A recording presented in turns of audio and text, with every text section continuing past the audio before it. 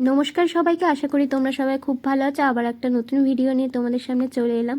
নতুন সদস্য এসে গেছে, তো তাকে বাড়িতে নিয়ে আসা অর্থাৎ ওয়েলকামিং করবার জন্য কিছু গিফট তো প্রয়োজন। প্রথমে তার ঠাম্মি তাকে একটা সোনার লকেট দিয়ে তাকে বরণ করবে এবং তারপর কিছু ছোটোখাটো গিফট দাদা ভাই আমরা কিনেছিলাম, তো সেইগুলোই প্রথমে দেখিয়ে নিই এবং তারপর দেখাবো প্রথম দিন কীভাবে তাকে বাড়িতে নিয়ে আসা হলো। সেই দিনের কিছু মুহূর্ত তোমাদেরকে তুলে ধরবো। তোমরা পুরোটা দেখতে থেকে এবং দেখে জানিও কেমন লাগলো। সেই দিন ঘরটা সুন্দরভাবে গুছিয়ে রাখা হয়েছিল, যেহেতু নতুন সদস্য আসছে তো তার জন্য পিঙ্ক পিঙ্ক করে দেওয়া হয়েছিল। আর এইদিকে আমরা নার্সিংহোমে সবাই পৌঁছে গিয়েছিলাম, ফুলদা, রিন্টুদা, প্রিয়াদি, আমি, রুমাদি, মাসি সবাই মিলে।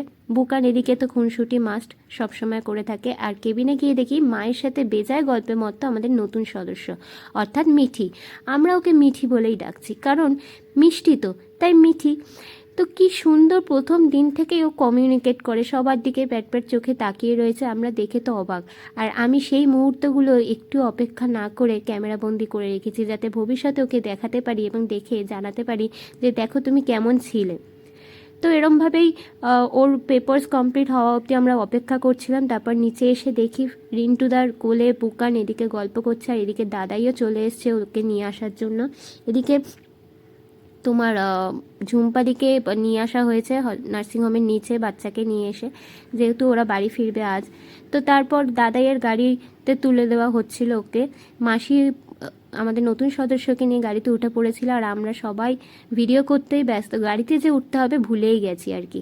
তারপর আস্তে আস্তে আমরা সবাই গাড়িতে উঠে পড়ি এবং আমি যতটা পেরেছি মিঠির সেই মুহূর্তটা তুলে ধরেছি তোমাদের সামনে, তোমরা দেখতে থাকো। এদিকে ওর মাও উঠে পড়েছে, আর দেখো ও তো ঘুমেই রয়েছে, মানে ঘুমে যেন মত্ত আর কি। তারপর বুকান তো ওকে দেখেই যাচ্ছে, ওর কাছে যেন ও মনে হচ্ছে একটা ছোট্ট পুতুল।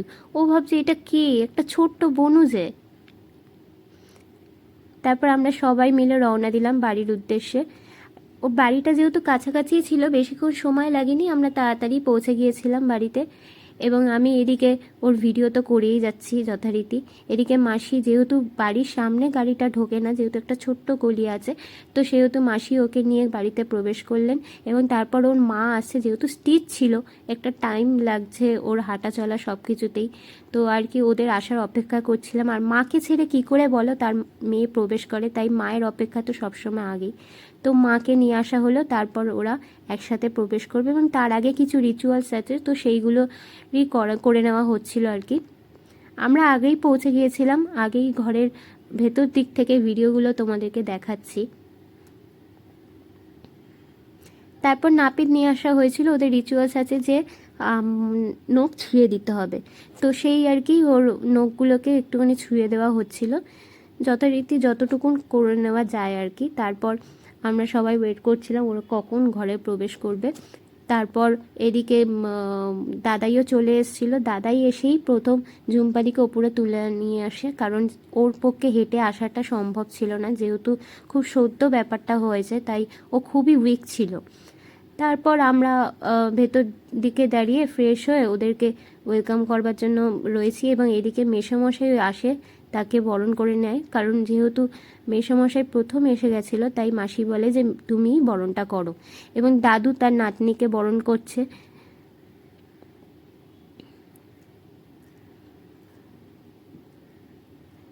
ঠিক এইভাবেই প্রথম দিন তার গৃহপ্রবেশ ঘটে এবং মিঠিরই কিছু ছবি দিয়ে এই আজকের ভিডিওটা শেষ করলাম। তোমরা সবাই ভালো থেকো, সুস্থ থেকো, আর দেখা হবে আবার একটা নতুন ভিডিও।